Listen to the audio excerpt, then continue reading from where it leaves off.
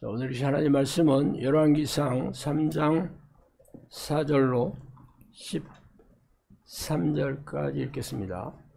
열왕기상 3장 4절에서 13절까지.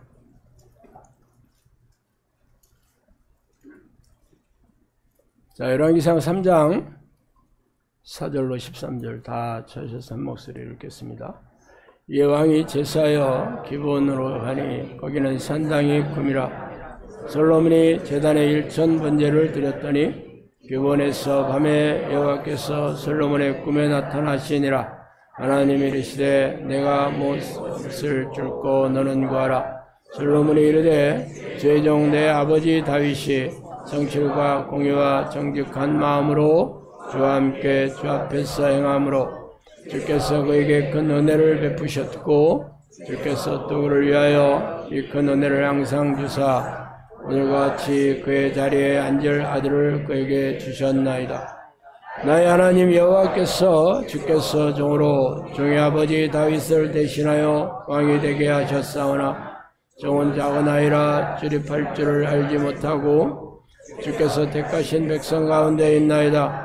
그들은 큰 백성이라 수요가 많아서 셀 수도 없고 기록할 수도 없사오니 누가 주의 이 많은 백성을 재판할 수 있사오리까. 듣는 마음을 종에게 주사 제 백성을 재판하여 선악을 분별하게 하옵소서. 솔로몬이 그것을 구하매 그 말씀이 주의 마음에 든지라.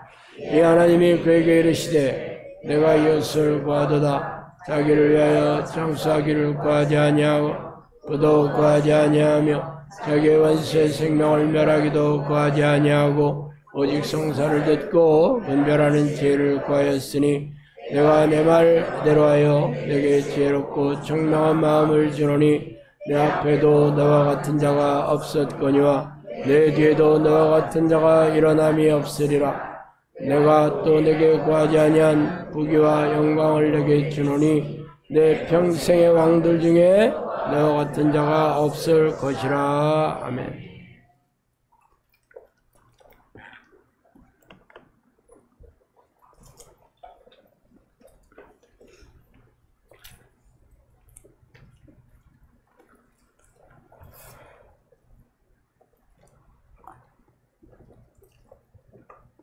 오늘 어떻게 해야 돈으로부터 자유로운 인생을 누리는가 하는 점으로 전해를 하겠습니다.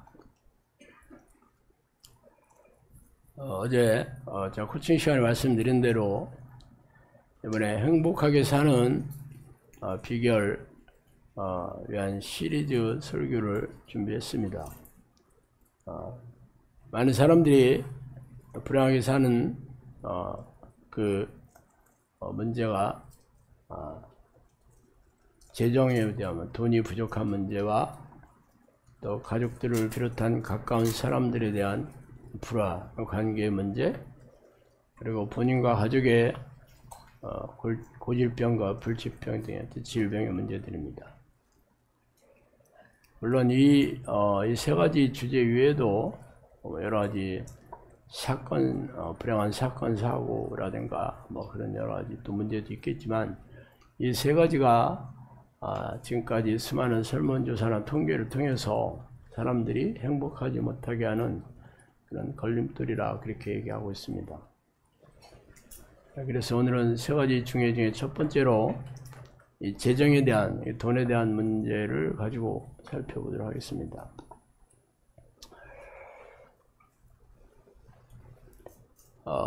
부자가 되고 싶은 것은 모든 사람들의 꿈이죠.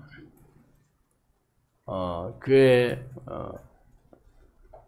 와서 예배를 드리고 신앙생활을 하는 모든 교인들도 부자가 되고 성공하고 행복하게 살기를 바랍니다. 물론 하나님께서도 당신의 자녀들에게 부와 행복한 사람을 약속하셨습니다.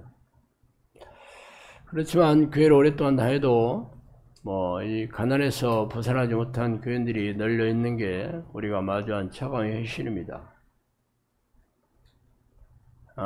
성경이 거짓말이 아니라면 하나님이 무능하거나 아니면 하나님의 약속을 받지 못하는 그런 뭔가 잘못된 신앙생활에 있을 것입니다. 그렇지만 그게 뭐가 잘못됐는지 교회에서 아무도 가르쳐주지 않습니다. 당연히 하나님이 무능하지 않다면 우리가 하나님으로부터 그런 부유한 삶의 약속의 수혜자가 아니라는 거죠. 지금까지 교회에서는 주일 성수를 비롯한 예배의식에 성실하게 참석해서 11조 헌금을 아낌없이 드리고 희생적인 교회 봉사의 인생을 갈아넣고 목사의 말에 순종하면 하나님의 종의 말에 순종하는 거니까 결국 하나님께 순종하는 거다 라는 논리로 그렇게 하면 축복을 받아 이 땅에서 행복하게 살 것이다 라고 가르쳐 왔지만 이런 말은 성경에 없습니다. 주일 성수라는 말이 성경에도 없고 예배의식, 교회에서 드려지는 예배의식에 참석하는 게 성경에서 말하는 예배도 아닙니다. 물론 11조를 잘 드리면 축복을 받는다. 말라기 3장에 있지만 콕 집어서 얘기하자면 온전한 11조를 드려라고 되어 있고 예수님께서 말씀하신 온전한 11조는 이론도 틀림없이 다 채워서 드리는 11조를 얘기하는 게 아니고 믿음과 자비와 사랑을 겸하는 정의와 공의를 행하면서 11조를 드리는 것을 말씀하셨습니다. 그러나 현대교회는 필요 충분 조건은 얘기하지 않고 필요 조건만을 가지고 얘기합니다. 그러다 보니까 그 약속의 수혜자를 되지 못하는 거죠. 어쨌든 제가 한국 교회를 걱정할 만큼 오지랖이 넓은 것도 아니고 시골에서 한 300명 되는 식구들을 챙기고 있는 관리자 입장에서 내가 그런 것까지 신경 쓰고 여력이 없습니다. 적어도 우리 영상학교 식구들만큼만은 하나님이 약속하신 그 약속의 수혜자가 되도록 제가 잘 가르치고 훈련시키고 그런 삶을 누리게 하는 게 제 책임이자 제 의무이기 때문에 이 말씀을 드리는 겁니다. 물론 교회에서 돈 얘기하는 목사를 들어본 적이 거의 없을 겁니다. 헌금을 잘 내라는 얘기는 수도 없이 들어봤지만 어떻게 돈을 벌고 돈을 잘 관리하고 돈을 소비해야 되는지 하나님의 뜻이 무엇이고 삶에 지혜롭게 적용해서 형통한 삶, 부유한 삶, 돈 걱정 없이 영원히 자유로운 삶을 사는 것에 대해서는 얘기하지 않습니다. 그래도 여러분은 그런 전문가인 저를 만난 게 축복인 줄 알아.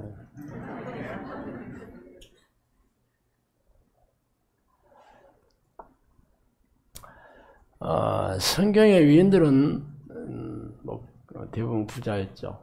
신약 성경을 기록했던 초대교회 당시는 그런 정상적인 삶을 살지를 못했기 때문에 사도들이나 제자들이 부자였다 아니다 할 수 있는 상황은 아니었습니다. 다 고향을 떠나고 가족을 떠나서 도망자의 삶을 사는데 무슨 부자였겠어요. 그렇지만 구약시대의 성경의 위인들은 다 부자였습니다. 아브라함이나 이삭, 야곱, 야곱의 12아들, 요셉을 비롯한 야곱의 12아들이나 다윗이나 솔로몬이나 부자가 아닌 사람이 없죠. 권력도 대단했죠. 그 중에 압권이 바로 솔로몬이죠. 오늘 제가 열왕기상의 말씀을 읽은 이유는 솔로몬이 어떻게 부자가 됐는지 콕 집어서 말씀해 주시는 대목이거든요. 여러분들이 많이 들어서 오늘 읽어서 알고 있는 내용입니다. 솔로몬이 하나님 마음에 쏙 들어서 하나님께서 내가 너를 세상에서 너만큼 부자가 없도록 해주겠다, 그 얘기잖아. 그래서 많은 사람들은 솔로몬이 부자였다는 건 다 압니다. 그렇지만 어떻게 부자가 됐는지에 대해서는 잘 몰라. 솔로몬이 어느 정도 부자였냐면 솔로몬 시대에는 은을 귀하게 여기지 않았다. 그 당시에 은은 은을 저울로 재서 돈으로 사용했습니다. 은을 귀하게 여기지 않아요. 말하자면 개들도 5만원짜리 입에 물고 다녔다, 이 얘기입니다. 그 얘기하니까 쏙 들어오네.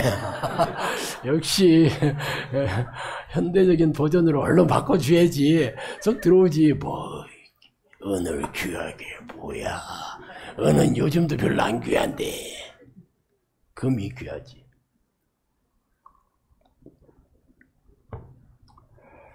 솔로몬이 어떻게 해서 부자가 됐는지는 열왕기 상하나 역대상하나에 잘 나옵니다.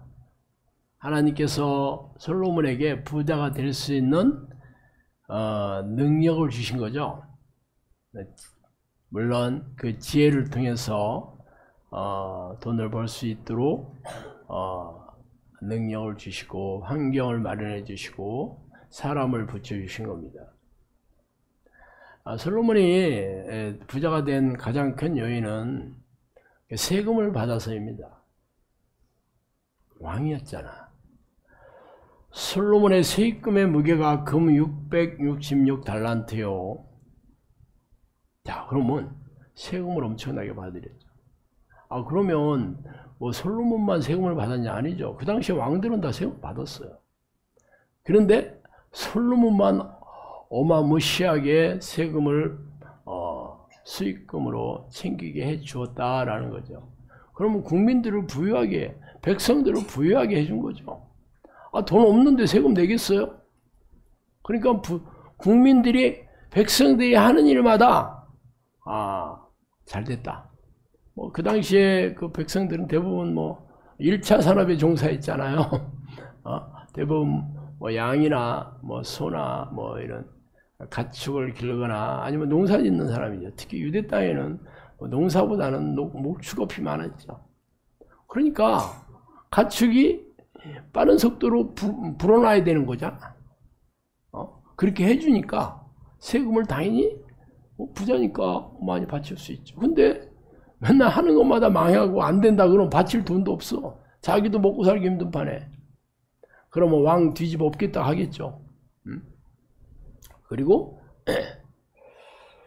이웃 나라들에게 솔로몬의 위험에 꼼짝 못하게 해서 조공을 바치겠습니다. 아라비아 왕들과 그 나라 방백들도 금과 은을 솔로몬에게 가져온지라, 이렇게 얘기하고 있죠. 또 거기다가 또 이 무역상들, 그 당시에 무역은 지금처럼 뭐 인터넷으로 하는 게 아닐 테니까 전부 이 낙타에다가 혹은 배에다가 그런 물품이 부족한 곳에서 싣고 물품이 많은 곳에서 실어다가 부족한 곳에 가서 그 차익을 남기는 게 그 당시에 장사꾼, 무역상이었죠. 그러니까 이런 사막이라든가 이 배를 타고 여행을 해야 되는 거죠. 그런데 그 당시에는 치안이 확립되어 있지 않다 보니까 강도들이 엄청 많았다고. 그래서 갑자기 으슥한 곳에 나타나서 목숨이 아깝거든 생명을 내놔라 막 이러는 거잖아. 목숨이 아깝거든 생명을 내놔라 그런다니까. 하도 많이 들어가지고 안 웃고 있어 사람들이. 그렇지만 처음 듣는 사람들이 있어서 얘기하는 겁니다. 그래서 다 뺏기면 안 되잖아. 그래서 무역상들을 병사를 통해서 보호해 줬어요. 그럼 당연히 삥을 뜯어, 죄송합니다.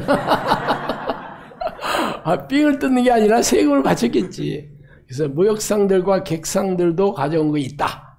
그래서 성경이 얘기하고 있습니다. 그래서 이 금이 엄청나게 많았다라고 얘기합니다. 거기다가 또 직접 무역을 해서 이 공작새나 뭐 상아나 뭐 이런 금이나 이런 것들도 실어 와서 스스로도 부유하게 됐습니다. 그래서 예루살렘에서는 은을 돌같이 흔하게 하고 백향목을 평지에 뽕나무같이 많게 하였더라. 이렇게 성경은 말하고 있습니다. 그러면 아니 솔로몬이니까 왕이니까 다 부자가 되겠네. 나도 솔로몬같이 왕이 되면 나도 부자가 될 수 있겠는데 난 왕이 아니잖아. 나는 지금 아무것도 아닌데. 맞아.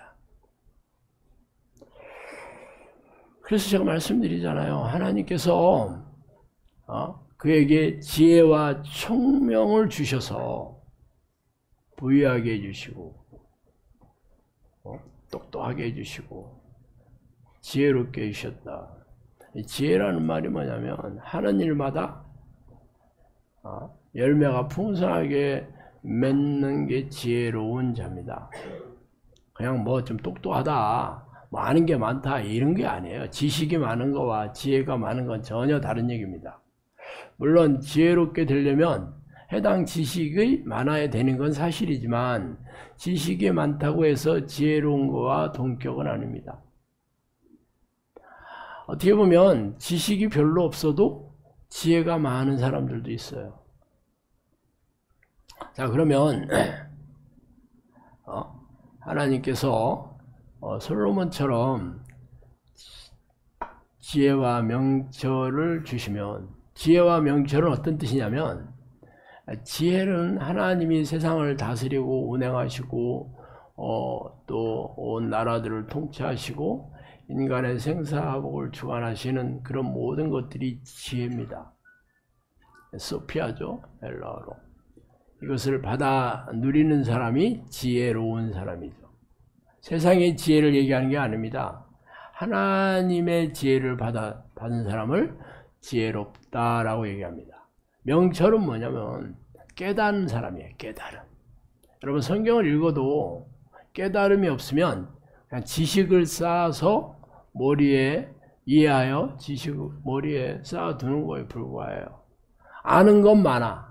근데 깨달음이 없으면 삶에 적용하지를 못합니다. 그러니까 쓸모없는 거지 뭐. 아마 수많은 목회자들이나 교인들이 다 이 수준입니다. 교회 평생 다니면 아는 건 많아. 성경 지식. 그거는 교회 안 다녀도 성경 읽으면 알아. 책 읽으면 아는 것들입니다.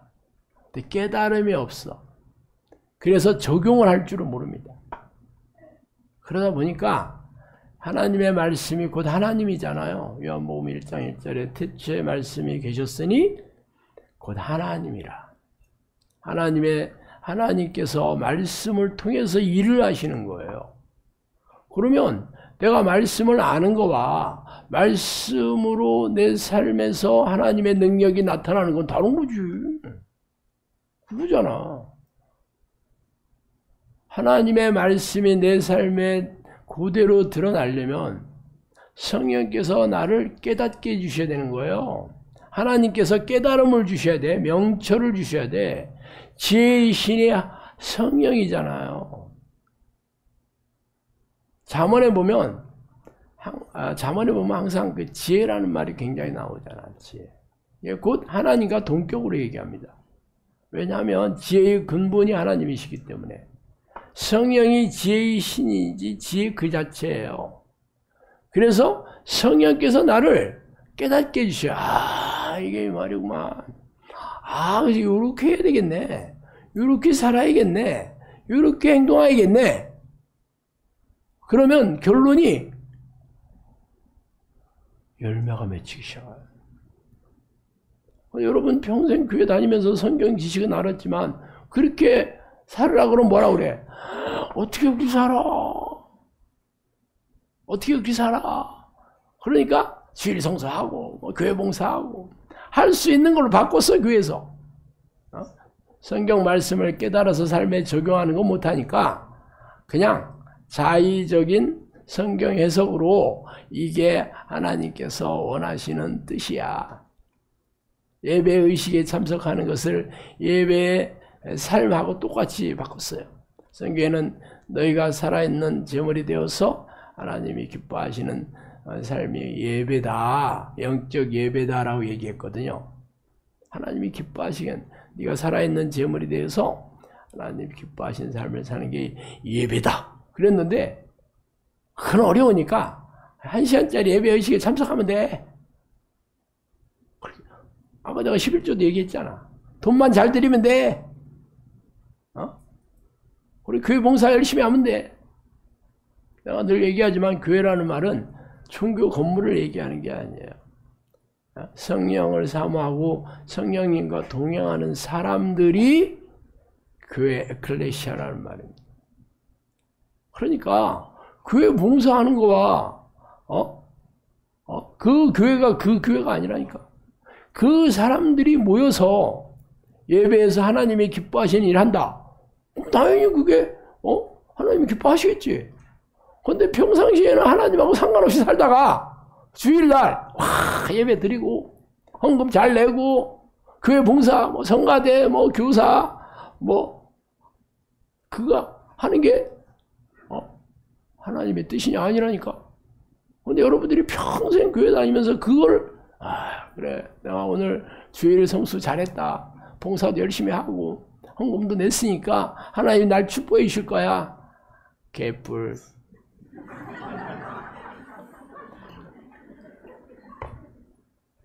개뿔이었죠.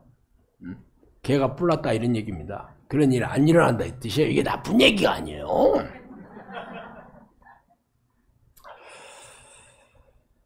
자, 누가복음 7장 42절에 보면 주께서 이르시되 지혜롭고 진실한 청지기가 되어 주인에게 그 집 종들을 맡아 때를 따라 양식을 나눠줄 자가 누구냐.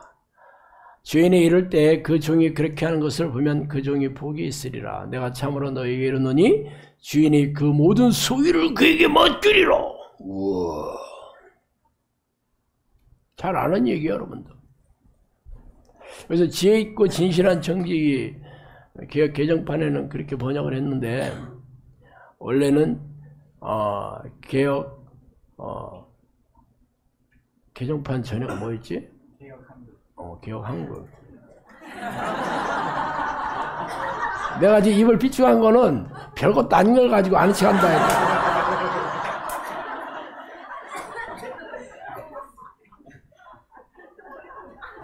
나도 알고 있었어. 거기서는 지혜롭고 충성된 이라고 번역했습니다. 원어는 지혜로운이라는 말 아까 얘기했죠? 프로니모스라는 헬라어를 번역한 거예요. 하나님의 지혜를 받은 사람이에요. 근데 지혜로운 사람은 하는 일마다 열매로 증명해야 되는 겁니다. 증명이 안 되면 지혜로운 사람 아닙니다. 뭐 좀 안다 이런 걸로 되는 게 아니에요. 두 번째로는 피스토스라는 말이거든요. 충성된이라는 말. 피스토스라는 말은 믿음직한이라는 뜻입니다. 명사형은 피스티스라는 말인데 믿음이라는 말이에요. 믿음이 있는 이런 뜻이에요. 피스토스는. 그걸 번역을 진실한이라고 말을 바꿨는데, 이러다 보니까 이게 말이 딴 동네로 가게 돼 있습니다. 왜냐하면 그 말 자체가 잘못된 번역은 아니에요. 그렇지만 우리가 아는 진실하다 하는 건 솔직하다, 정직하다 뭐 그런 뜻을 알아들이지, 누가 충성된 믿음직한 믿음이 있는 이라고 받아들이겠냐고요. 사실 번역이 잘못된 건 아니에요. 약간 의역을 했지, 직역을 하다 보면 그것도 좀 꺼림칙하다 보니까 이렇게 바꾼 거거든요. 충성되다라는 말은 하나님의 뜻에 순종하는 사람을 얘기하는 겁니다. 그게 믿음이 있는 사람이에요. 하나님이 세상을 다스리시고 우리의 생사복을 주관하시는 분이기 때문에 내가 하나님의 뜻에 순종해야 되겠다, 이런 사람이 믿음이 있는 사람이잖아. 이게 바로 믿음직한 사람이에요. 이게 충성된 사람이고 이것을 진실한이라고 번역한 거예요. 그렇지만 이걸 모르는 상태에서 진실하다면 아무 솔직하게 살아내겠네 하고 넘어가는 거죠. 전혀 다른 뜻입니다. 그러니까 하나님께서 누구에게 그 소유를 맡기시냐? 저 얘기했죠, 두 가지. 지혜롭고 충성된 사람, 지혜롭고 믿음이 있다고 인정하는 사람, 믿음직한 사람, 하나님의 뜻에 순종하는 사람이에요. 이 두 가지만 하면 돼요. 아, 그렇다면 어떻게 해야 되는 거요? 어떻게? 자, 지혜로운 사람 되려면 어떻게 해야 돼? 그 지혜의 근본이 누구예요? 하나님이시라고 내가 얘기했잖아. 그럼 하나님으로부터 달라와야지. 솔로몬은 뭐라고 얘기했어? 하나님, 꿈속에 하나님이 쫙 나타나가지고 소원이 무엇이냐 이렇게 물어봤다는 거 아니야. 그러니까 하나님, 제가 왕인데요, 내가 어려서 출입을 할 수 없다. 어리기는 뭘 어려, 30살이 넘었다는데. 그런데 이 어리다라는 말은 이게 원래 우리나라 말도 어린이, 이 어리다라는 말은 원래 어리석다라는 말에서 나온 말입니다. 예, 나이가 적다 그런 뜻이 아니에요. 그런 말에서 어리석다라는 말이 어리다라는 말로 이렇게 변천화되어 있습니다. 그래서 어린이라는 말이 나왔어요. 어쨌든 솔로몬이 아주 겸손하게 나는 아무것도 모르는 어린입니다. 그런데 이 수많은 백성들을 잘 재판을 해야 되니까 제가 할 줄을 몰라요, 하나님. 그래서 저에게 지혜를 주세요. 그랬다는 거 아니야. 기가 막히지. 그래서 하나님이 지혜를 주셨다는 거야. 어렵지 않죠? 그럼 여러분도 그러면 받지 않겠어? 야고보서 하다가 지혜가 없으면 꾸짖지 아니하시고 주시는 하나님께 구하라. 그럼 주실 거다. 그리고 여기 있잖아. 그럼 여러분이 제가 지금 기도할 때마다 하나님, 제가 지혜가 너무 없어요. 하나님, 지혜를 주세요. 하고 이름만 김지혜, 박지혜, 최지혜 열심히 짓지 말고 지혜를 구했어야지. 그런데 관심이 없어, 그런 건. 그냥 오직 하나님 축복해 주셔요. 성공하게 해주시고, 내 남편 잘 되게 해주시고, 내 자식도 명문대학 들어가게 해주시고, 하는 일마다 부자가 해주시고, 그런 거잖아, 맨날. 지혜는 관심 없어. 지혜는, 지혜도 주시면 좋고요. 보너스를 주셔요, 그거는. 그건 제가 그렇게 받고 싶진 않으니까. 일단 돈이나 펑펑 주셔요. 그러니까 하나님 여러분이 어떻게 생각하겠어? 됐다. 그만해라. 차라! 그래서 여러분이 맨날 기도해도 하나님이 아휴, 너는 아닌 것 같다. 다음 사람! 이랬다는 거야.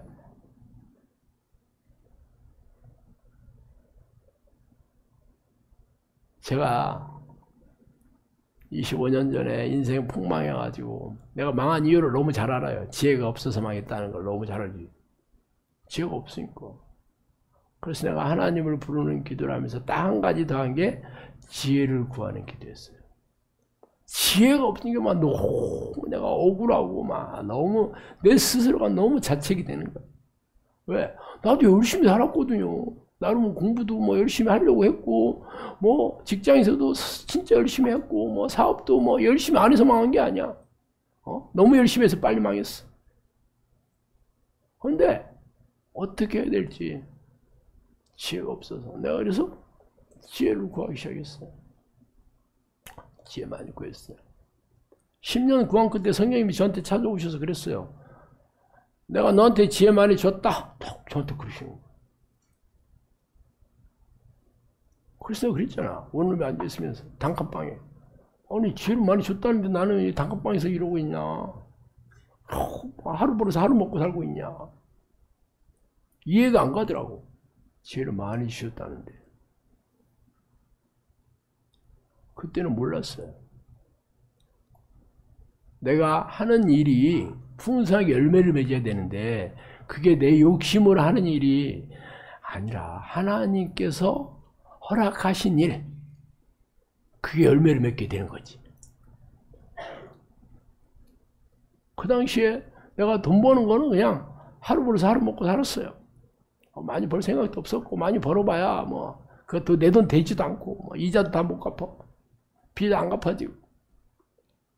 그래서 그때 제가 재정관리 사역을, 성격적인 재정관리 사역을 하는데, 그 하는 일이 뭐였냐면 책 쓰고 상담하고 뭐 세미나하고 뭐 그런 일이에요. 제가 그것을 처음에 시작을, 제가 보험회사 다녔잖아. 돈 벌려고. 외국계 보험회사 가가지고 잘 나왔죠. 재정 제가 재무 설계. 그 당시에 뭐 프루덴셜이나 이런 데서밖에 안 했어요. 근데 저는 제가 외국계 정보사에 들어갔는데 아무도 그걸 안 해. 근데 그 회사가 뉴욕생명이라는 회사고, 그 미국에는 굉장히 유명하고 전통 있는 회사거든요. 근데 그 책들을 번역을 해서 그 도서관에 쌓여 있더라고. 근데 아무도 그렇게 할 생각을 안 해. 내가 가서 그걸 보고, 아니, 전부 설교하는 그 자료들이 엄청나게 많은 거야. 그래서 내가 지점장한테 얘기해가지고, 내가 집에 와서 그것 좀 내가 가서 공부 좀 하겠다 그랬더니, 가져와서 보고 갖고 오라 하더라고. 그래서 공부를 하기 시작했어. 재무 설계. 그리고 책도 아마존이나 이런 데 구입해가지고, 미국의 공인 재무 설계가 유명하거든요. 우리나라에는 공인은 아니죠. 미국에는 공인 재무 설계 시험을 그 시험 봐가지고, 그렇게, 재무 설계사들이 재정 관리를 해주는 거예요. 뭐 국민 상품도 팔죠. 뭐 보험만 파는 건 아니에요. 이 사람들이 투자라든가 뭐 이런 걸 상품 많이 팔지. 그래서 공부를 했어, 내가. 그리고 제가 신학교도 나왔잖아. 그 두 가지를 합치면 뭐야? 성경적인 재무관리. 이거잖아.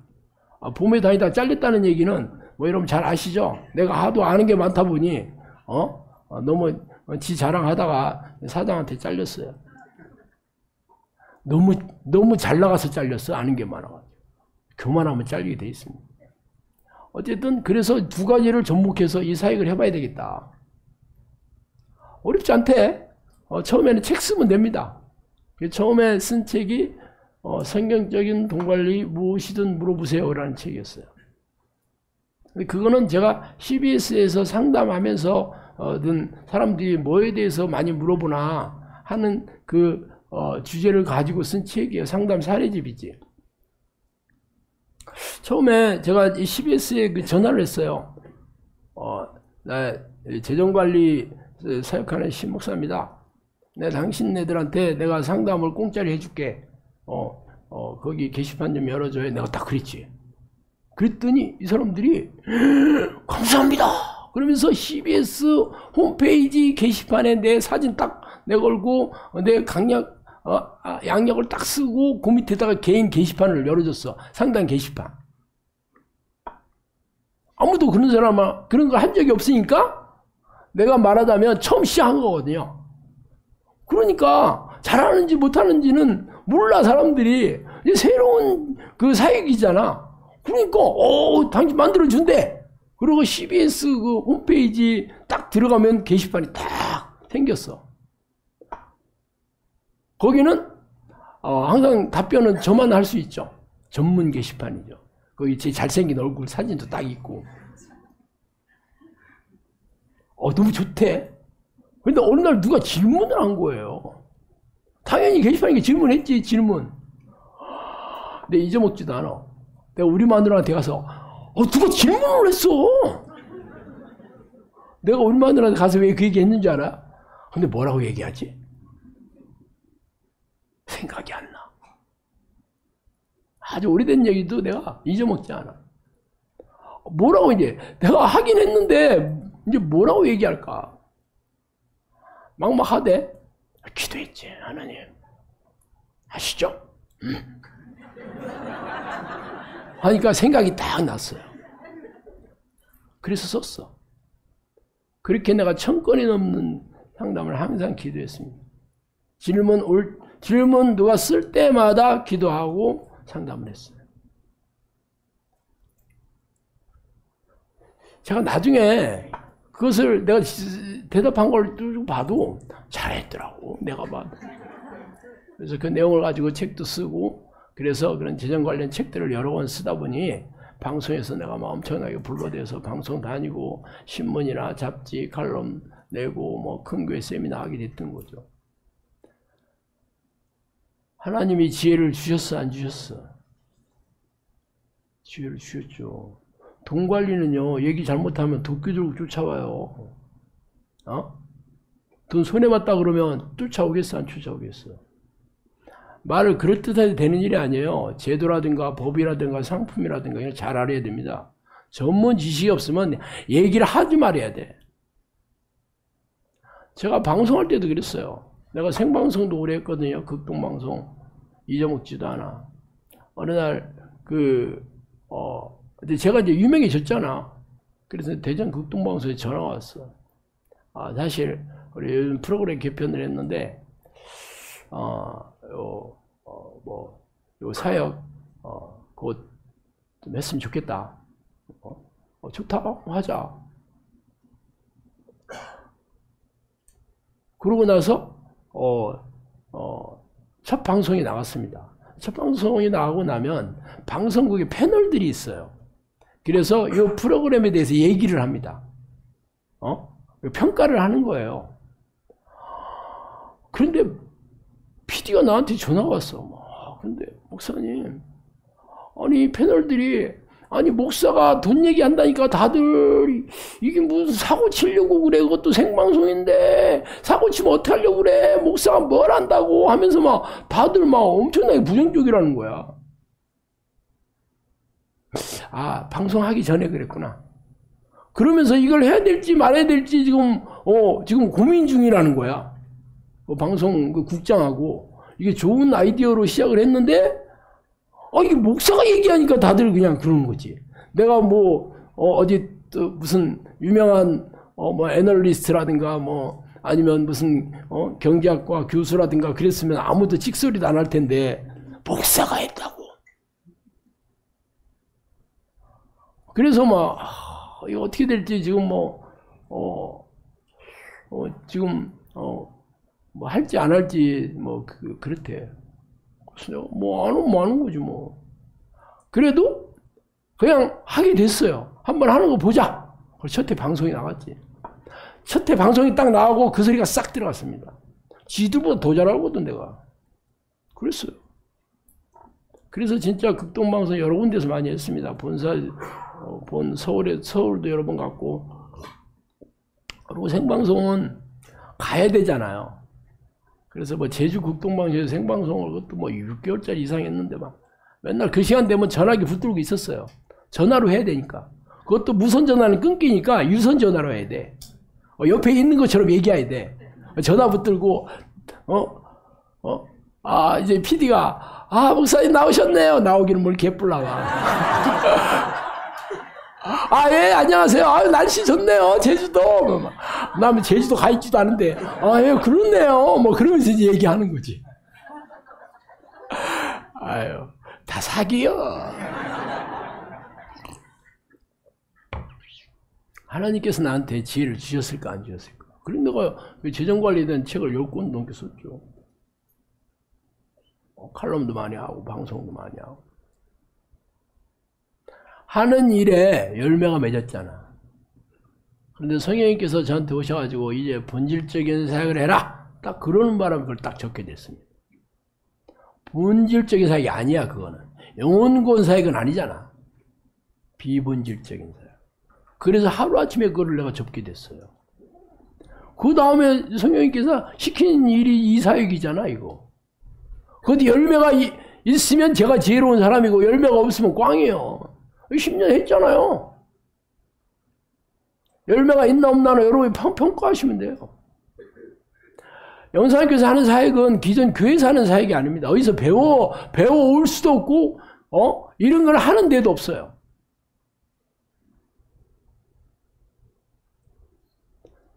여러분, 제가 이 동영상에 숏폼 있잖아요. 숏폼은 롱폼과 숏폼 두 가지가 있는데 이게 유튜브가 1분 넘어가는 거는 옛날에 롱폼이라고 했고 1분짜리를 슈츠라고 그냥 아주 슈츠 줄여가지고, 원래 슈츠가 슈츠폼의 준말입니다. 그러니까 1분짜리다. 근데 지금은 뭐 1분 넘어도 되게 좀 바꾸긴 했지만 하여튼 요 3분 이내에 해야 되는 거예요. 그게 슈츠예요. 근데 슈츠 그 프로그램을 이 구글, 이게 유튜브가 할 생각은 없었는데 그 틱톡이라는 중국계 프로그램이 아주 뜨니까 자기 시장을 안 뺏기려고 나중에 그 프로그램을 개발해서 시작한 거예요. 1분짜리였거든요. 몇 년 동안 1분 하다가 지금 3분짜리까지 늘었긴 했는데 1분 내에 만든 프로그램이 1분 내에 끝나야 돼요. 1분 넘어가면 안 됩니다. 그럼 롱폼으로 넘어가. 그래서 그게 처음에, 이게 벌써 몇 년 전이죠. 3년 됐나?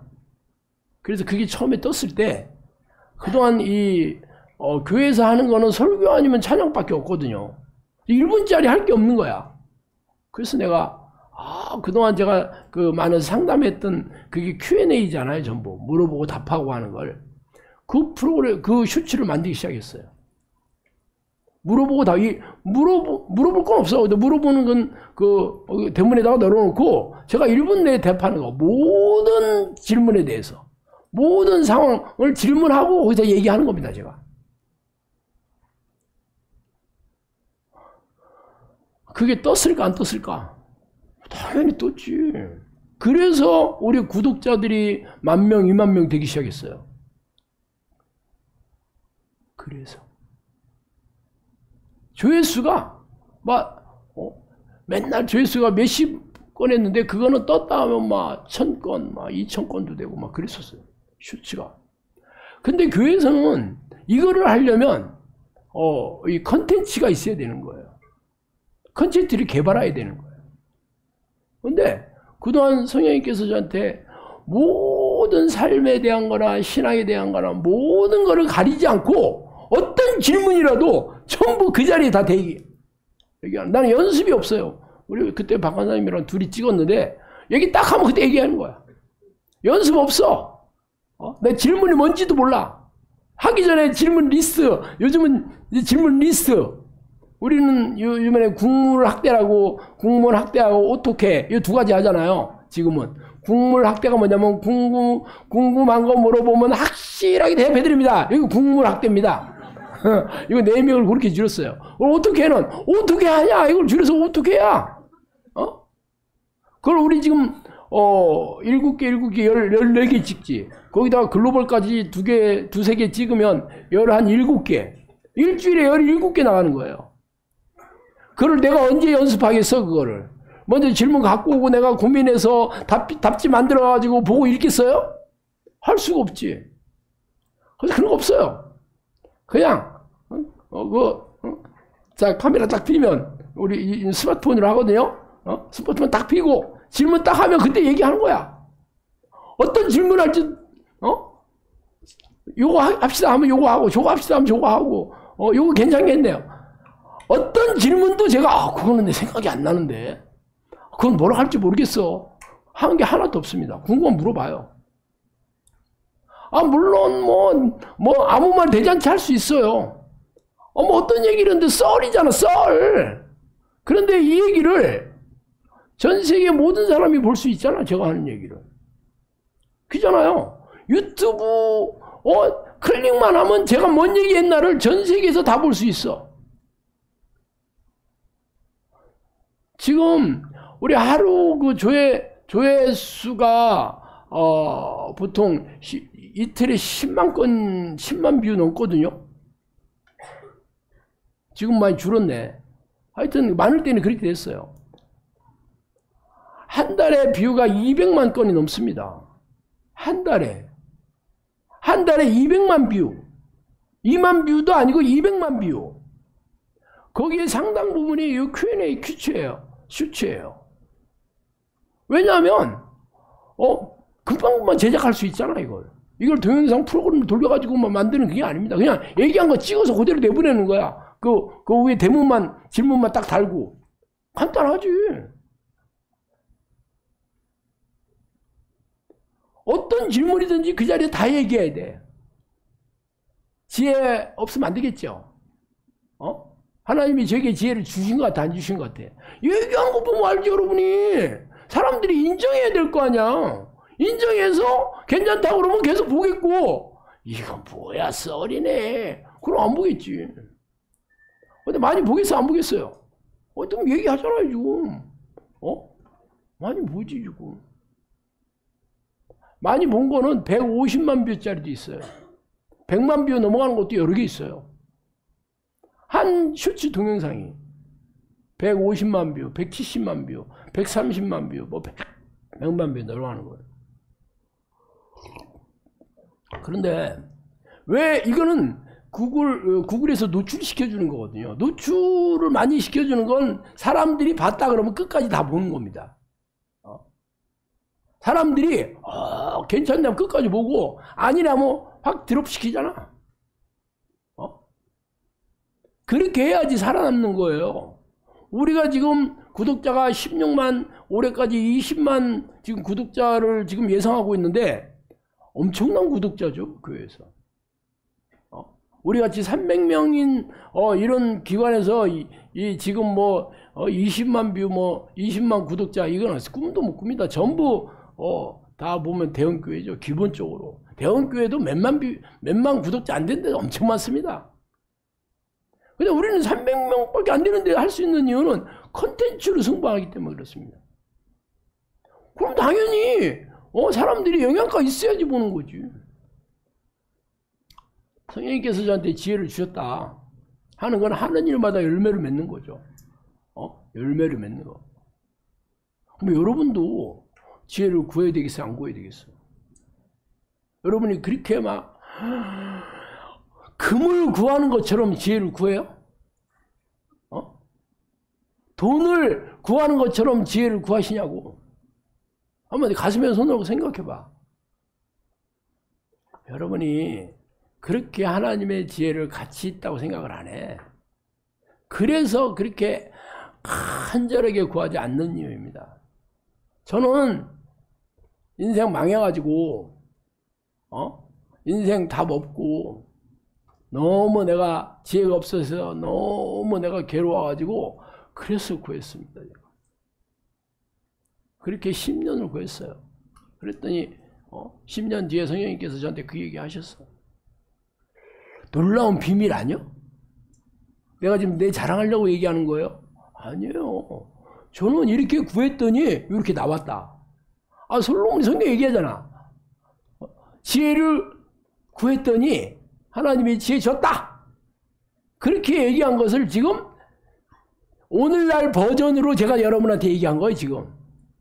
이게 그냥 성경 속에 있던 그냥 옛날 이야기가 아니고 지금도 여러분이 하나님께 구하면 당연히 주시죠.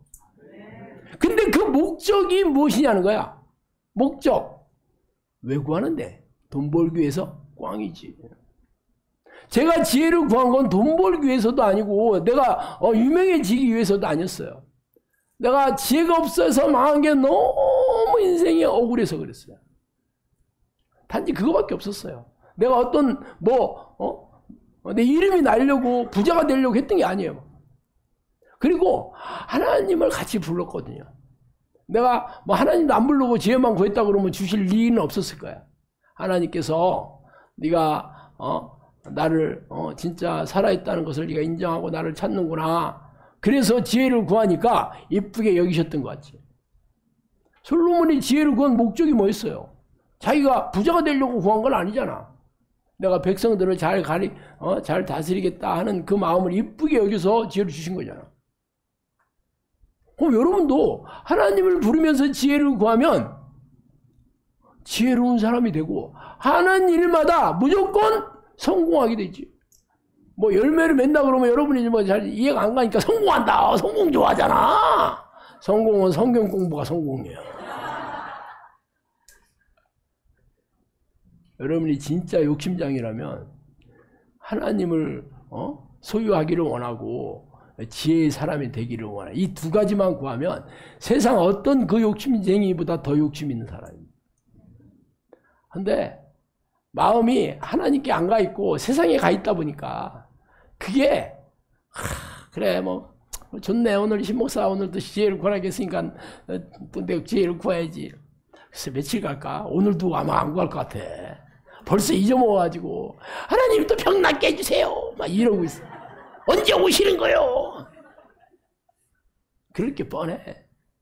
그래서 감사해. 내가 얘기해도 말 안 들으니까.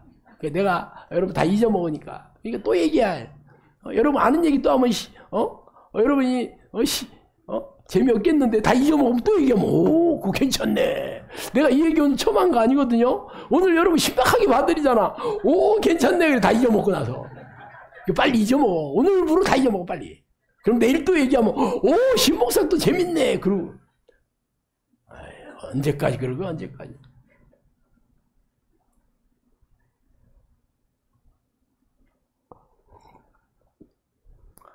자 그러면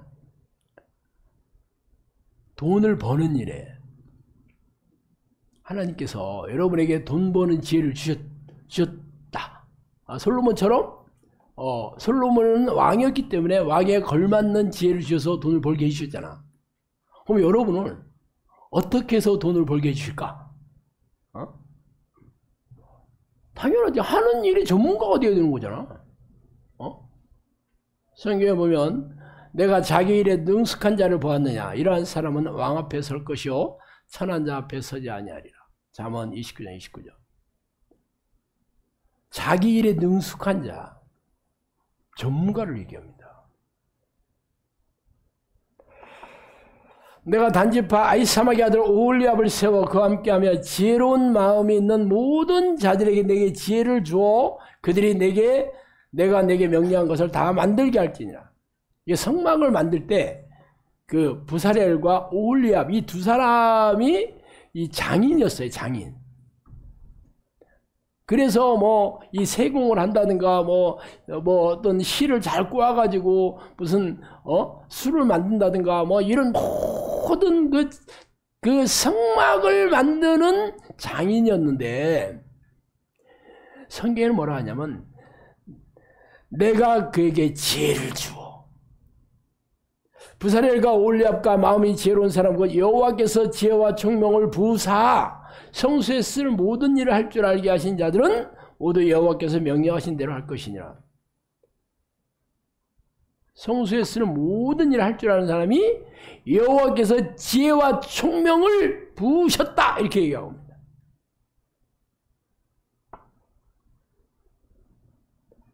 이 사람이 하나님의 지혜를 받은 사람들이에요. 전문가. 그러면 일단 돈을 많이 버는 그런 쪽이 진입 장벽이 높은 자격증입니다. 의사, 변호사, 회계사 무슨 사자 많이 들어가죠. 목사는 진입 장벽이 높아 안 높아? 아무나 되잖아. 그런 거 이건 아니지. 아무나 쉽게 못 따는 자격증, 국가 자격증. 전문가야 아니야.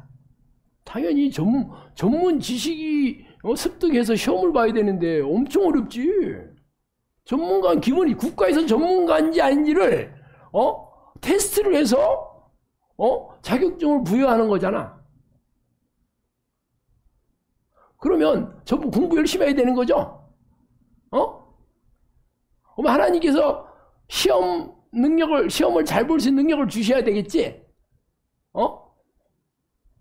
그래서 이런 자격증을 취득하게 해주시는 거야. 그럼 당연히 돈 잘 벌지. 욕심만 안 부리면 무조건 잘 벌입니다. 의사라게 다 잘 버는 게 아니라 욕심 부려가지고 뭐 망한 사람도 있긴 해. 그렇지만 일단은 그 자격증 하나가 뭐 고수입을 보장해 줘. 진짜. 물론 여러분이 나이가 많아가지고 지금 뭐 다시 공부할 수는 없겠지만 아직 여러분 자녀들이 아직도 공부를 하는 나이다. 그러면 어떻게 해야 되겠어? 뭘 얘기해야 되겠어? 지혜를 구하라고 해서 하나님의 지혜를 받아서 시험 볼 때마다 성적이 잘 나오는 걸로 증명한다니까? 공부하는데 성적이 안 나와. 그럼 지혜 없는 거지. 암기력, 이해력, 판단력, 뭐 모든 게 떨어지니까 성적이 안 나오는 거예요. 증명을 해야 돼. 지혜로운 자녀인지 아닌지.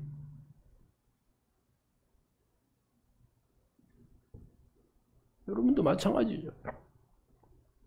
그리고 정년까지 직업을 보장해주는 직업들, 공무원들, 교사, 뭐 공기업, 혹은 뭐 정부나 지자체에서 뭐 정년까지 보장해주는 무기계약직들.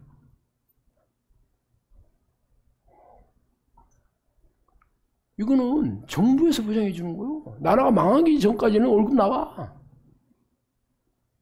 당연히 이런 직업 괜찮죠? 당연히 시험이 어렵지. 모든 게 할 사람은 많은데 뽑는 사람이 몇 명 안 된다 그러면 항상 테스트를 걸치는 거야. 국어 시험, 영어 시험, 뭐 전문 거기 뭐 맞는 집중 시험 보지. 그래서 어렸을 때 하나님께서 지혜로운 사람, 지혜로운 자녀를 여러분이 키워야 되는 겁니다. 성령님께서 유대인 얘기를 하셨어요. 유대인들이 지혜로운 것은 어렸을 때부터 하나님을 경외하는 훈련을 시켰다. 그렇게 얘기했어요.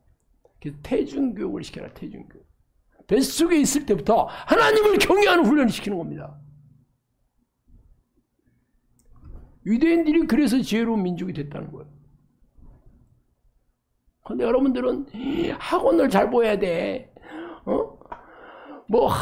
아니면 그래 선행학습을 시켜야지. 거기에 대해서 얘기했어. 학원에 보내는 것은 먹고 살기 위한 것밖에 안 된다. 생존 경제. 내가 너무 늦게 알았어 이걸. 나중에 알게 됐어 내가 참 학교 다닐 때 알았으면 너무 좋았겠는데. 학교 다닐 때는 교회 안 다녔잖아. 여러분은 학교 다닐 때부터 교회 다녔잖아. 여러분은 뭐 했어? 나는 교회 안 다녀서 모른다 치고. 여러분은 교회 다녔는데도 왜 몰라? 지도자를 잘못 만나가지고. 맞아. 목사들도 아는 사람이 없어.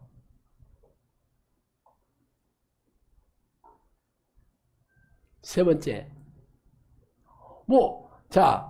자격증, 국가 자격증 아니고, 뭐 공무원이나 이렇게 국가에서 보장이 되는 직업도 아니면 사기업, 일반 기업들에 들어가죠. 돈 많이 주는 기업은 그만큼 사람 시간을 아주 다 뺏기죠. 전부 거기에 시간과 에너지를 쏟아붓게 만듭니다. 대기업들은. 진짜 대기업은 들어가서는 안 돼요. 대기업에 있는 사람들도 들어간 사람은 나오면 안 되겠지. 그렇지만 내가 거기서 돈 많이 벌겠다고 돈 많이 벌면 기도할 시간 없어. 그리고 성과가 맨날 엄청난 성과를 요구합니다. 그래서 회사를 사기업이라도 그렇게 성과를 무지막지하게 요구하는 돈 많이 준다고 절대 그런 데 가면 안 됩니다. 그런 괜찮은 기업들이 많아요. 공기업은 아닌데 공기업 비스무리한 데도 많아. 우리 안효섭 우리 코치가 다니는 한국선박, 거기는 사실 공기업도 아니고 뭐 정부 그 회사도 아니야. 사기업인데도 공기업하고 비스무리해. 월급 많이 주고 자르는 일도 거의 없고 그래. 그런 데 들어가야 돼. 당연히 들어가기 어렵죠. 시험 잘 봐야 돼. 공부를 잘해야 돼. 하여튼 사기업도 그런 데 들어가. 아니면 월급을 뭐 많이 받는 걸 포기해야지. 그러면 많이 요구하지도 않아. 많이 요구 안 해. 월급 많이 안 주는 데는 많이 시키지도 않아. 알바 3시간 4시간 하는데 뭘 많이 시키겠어. 그 시간만 하면 되는 거죠. 전에 단체급식 하는 군내 식당 다녔었잖아요. 풀타임에 130만 원이었고 파트타임에 70만 원 했거든요. 그 점심하고 저녁 하는 게 풀타임이고 점심만 하는 게 파트타임이었어요. 저한테 그랬어요. 풀타임 좀 해달라고. 왜냐하면 130만. 지금은 이제 최저임금제가 올라가가지고 지금은 또 많이 늘어났겠지. 그 당시 벌써 몇 년 전이에요. 사역 시작하기 전이니까. 그래도 나는 그 풀타임 안 했어요.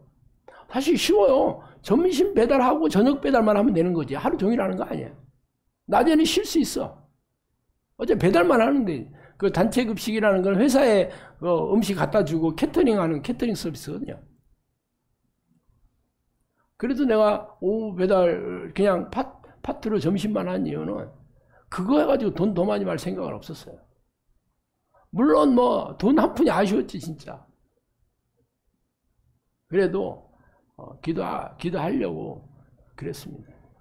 나중에 그거를 마지막으로 제가 돈 벌다가 이 사역이 열렸거든요. 그 다음 성령님께서 저한테 그러시대요. 내가 너의 모든 필요를 다 채워주겠다. 저한테 그러시더라고. 그래서 지금까지 내가 돈 안 벌고 잘 먹고 잘 살고 있어. 하나님께서 그렇게 얘기했어요. 사역 열어주기 전에. 예, 사역에 필요한 모든 재정적인 후원자도 내가 다 보내주겠다 그랬어. 기가 막힌 얘기 많이 들었지. 그러니까 내가 말 잘 드려야 되겠지. 내가 말 안 들으면 없었던 걸로 하겠다. 또 그러면 어떻게 되겠어? 그러면 안 되겠죠. 그러니까 내가 말 잘 듣지. 말 잘 듣는 날 모르겠네. 말 안 들으면 안 되겠지. 돈만 많이 벌면 안 됩니다. 자영업 얘기해야 되는데. 자영업 사업이지 말하자면. 직원 둬서 하는 일 하시면 안 됩니다. 직원을 둬야 된다면 꼭 알바 정도. 그러니까 돈 많이 벌 생각하면 안 돼요. 요즘 우리나라 지금 직원들 한 명 드는데 돈 엄청나게 줘야 됩니다. 혼자 하거나 부부가 할 수 있는 만큼만 하는 겁니다. 그리고 블루오션을 개척하면 돈 잘 버는 직종 많아요. 제가 화장품 방문 판매 13년 했잖아요. 저가 화장품 스킨 로션 3,000원, 영양크림 3,000원, 에센스 5,000원, 메이크업 베이스 5,000원, 스킨 커버 18,000원, 트윈케이, 뭐 줄줄이 다 나오네. 8,000원짜리 좀 그런 거 팔았어요. 진짜 이만한 한 가방 갖고 와 다 팔아야 남는 거 별로 없어요. 왜냐하면 그게 몇천 원 되지도 않아. 그걸 10년, 13년 한 무슨 일이 생긴 줄 알아요? 내 고객이 생겨요. 내 고객. 단골. 전화하면 배달해 주기만 하면 돼. 이 사람들은 화장품만 사는 사람은 아니죠. 좋은 거 있으면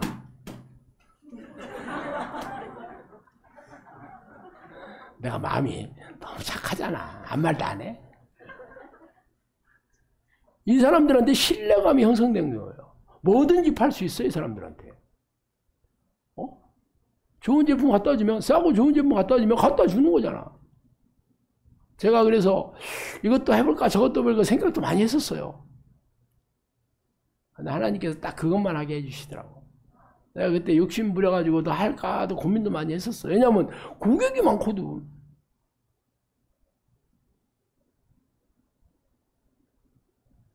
돈은 그렇게 버는 거예요. 내가 아이템들 크게 많이 보이더라고.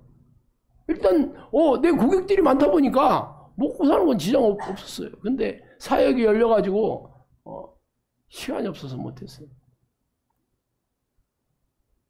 근데 여러분들은, 뭐 회사 잘리고 뭐 할 거 없으면, 대출 얻어가지고 프랜차이즈 하다가 망하잖아, 전부.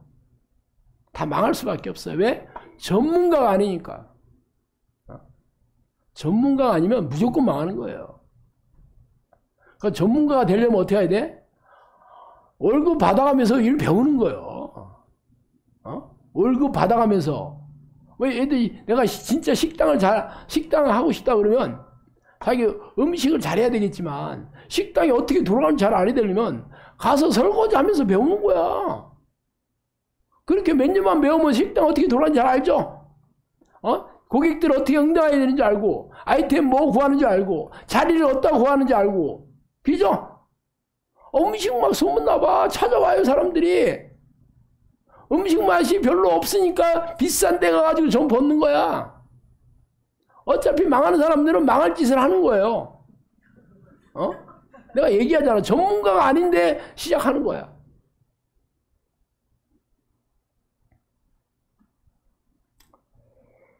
그리고 돈만 많이 벌면 뭐해? 구멍 뚫린 지갑이 되는데. 그죠? 구멍 뚫린 지갑이요. 100만 원 버는데 120만 원 나가.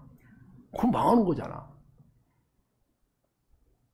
그 가장 큰 구멍이 대출이자. 빚 얻으면 장사가 잘 되든 안 되든 무조건 이자 내야 됩니다. 그리고 못 내면 연체이자 붙습니다. 연체이자는 무조건 복리입니다. 복리는 못 낸 거에다가 이자가 계속 붙고 그 복리, 이자, 연체이자는 엄청나게 높습니다. 조금 벌더라도 나가는 게 없게 해야 돼. 근데 욕심 생겨가지고 빚 얻어 시작하잖아. 그리고 또 많이 나가는 게 병원에 갖다 주는 돈. 치료비. 이거는 평생 벌어서 병원 다 갖다 줘. 의사들 돈 잘 버는데도 더 갖다 줘. 막. 은행도 돈 많은데도 더 갖다 줘. 막. 신용카드 먹이 살리고 은행 먹이 살리고 여러분이 빚을 얻으니까 그렇게 되는 거죠. 내가 빚 얻어가지고 망한 사람이잖아. 성경에도 빚 얻지 말라고 얘기하고 있습니다.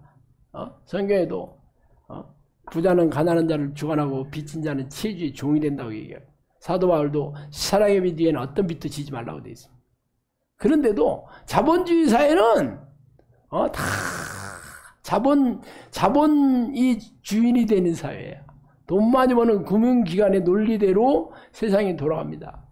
당연히 돈 빌려주고 이자 받아서 먹고 사는 데가 금융기관이잖아. 자동차 회사가 뭐 자동차 팔아서 남는 돈보다 대출 해서 남는 돈 더 많은 거 아셔요? 모르지. 그렇지만 차 살 때 다 내 돈 가지고 사는 사람 어딨어? 다 금융해서 나머지는 뭐 3년 할부, 5년 할부, 6년 할부까지 있지. 그거 다 갚으면 차 폐차해야 돼. 그러니까 또 빚어서 가지고 또 새 차 사. 평생 현대자동차, 기아자동차 먹여 살리고 있어. 걔네들이 나보다 돈 없어? 결국은 내가 은행 먹여 살리고 신용회사 먹여 살리고 현대자동차 먹여 살리고 그러고 있으니 내가 어떻게 부자가 되겠어? 그죠? 어쨌든 그거하고 치료비로 나가는 돈. 진짜 이 기도에서 하나님이 나 병 고치는 능력, 건강하게 해주는 그 능력을 주셔야 돼. 안 그러면 여러분 평생 돈 벌어봐야 전부 병원에 갖다 줘야 돼. 이게 새 나가는 겁니다. 당연히 오늘 다 못하고 다음 주까지도 다 못할 것 같은데 다음 주가 진짜 중요한 건데 다음 주에 할 게 어떻게 믿음직한 오늘은 지혜에 대해서 얘기했잖아. 돈을 어떻게 벌고 새 나가는 거 이게 지혜로운. 그리고 다음 주에는 충성된 종, 하나님의 뜻. 이게 돈을 어떻게 관리해야 되는지, 어떻게 하나님 뜻이 어디에 있고 적응해야 되는지 그 얘기를 하고 싶어요. 다음 주에는 다 해야 되는데 다음 주에 다른 교회 가면 안 되겠지. 기도하겠습니다. 하나님 감사합니다. 하나님 우리가 평생 우리를 넉넉하게 살게 해주시겠다고 약속하셨지만 우리는 평생 교회를 다니면서도 늘 돈으로부터 쪼달리고 늘 힘들게 살아왔음을 고백합니다. 그 이유는 우리가 하나님의 뜻에 무지하고 하나님의 지혜와 능력을 받지 못하고 살아왔기 때문입니다. 이제부터라도 우리가 하나님이 기뻐하시는 종이 되어 하나님께서 주시는 놀라운 이러한 재정적인 축복을 받아 누리게 하여 주시옵소서. 예수 그리스도 이름으로 기도합니다.